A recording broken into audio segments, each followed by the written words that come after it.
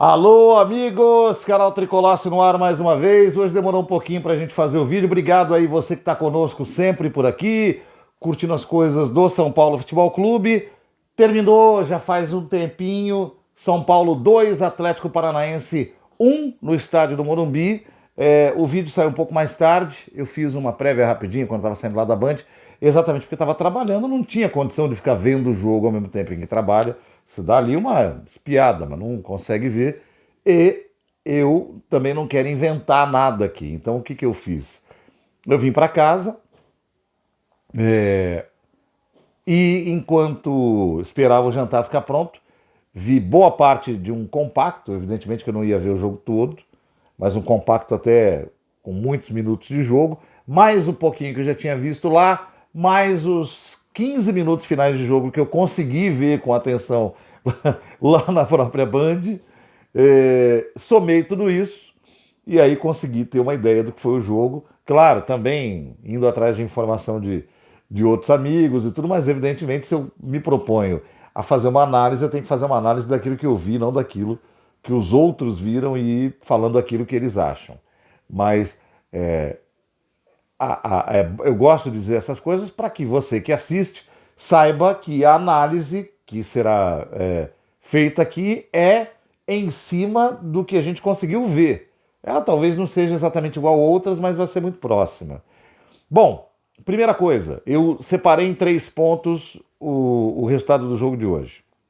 Primeiro, o resultado em si, muito importante, depois de perder 2 vezes no Campeonato Brasileiro e jogar mais uma em casa. Seria inadmissível não vencer a partida hoje, mesmo sendo um adversário difícil. Então, independentemente da maneira como o São Paulo conquistou a vitória e como jogou, o resultado foi muito importante. Segundo aspecto, não foi, de novo, uma grande partida do São Paulo.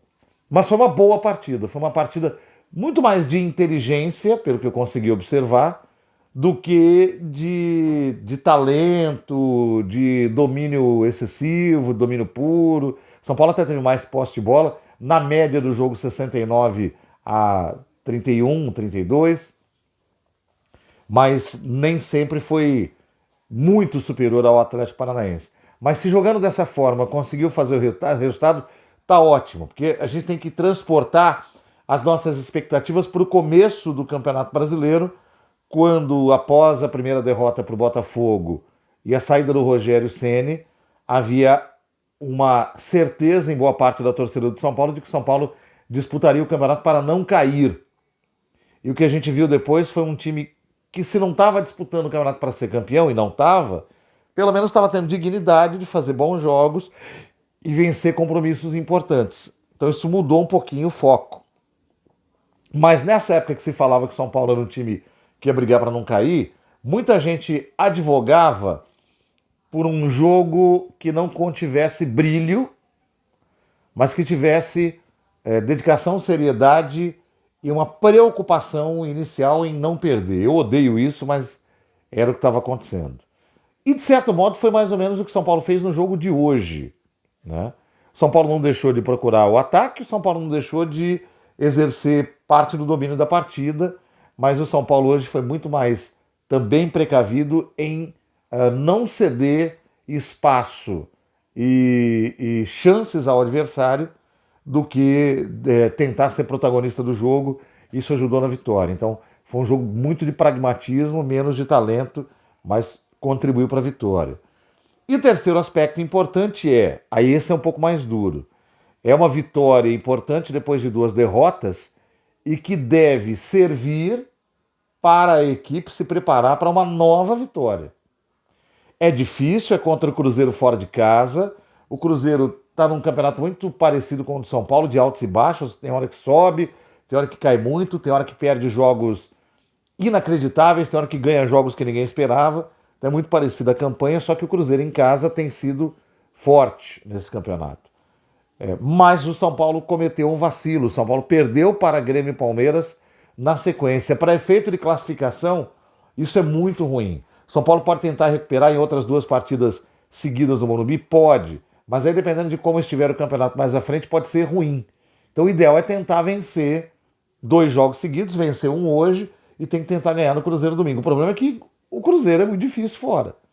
E eu acho que se o São Paulo não ganhar o jogo domingo do Cruzeiro, ele volta a ficar numa situação chata dentro do campeonato. Não é uma situação de queda, não é uma situação de desespero, mas é uma situação ruim.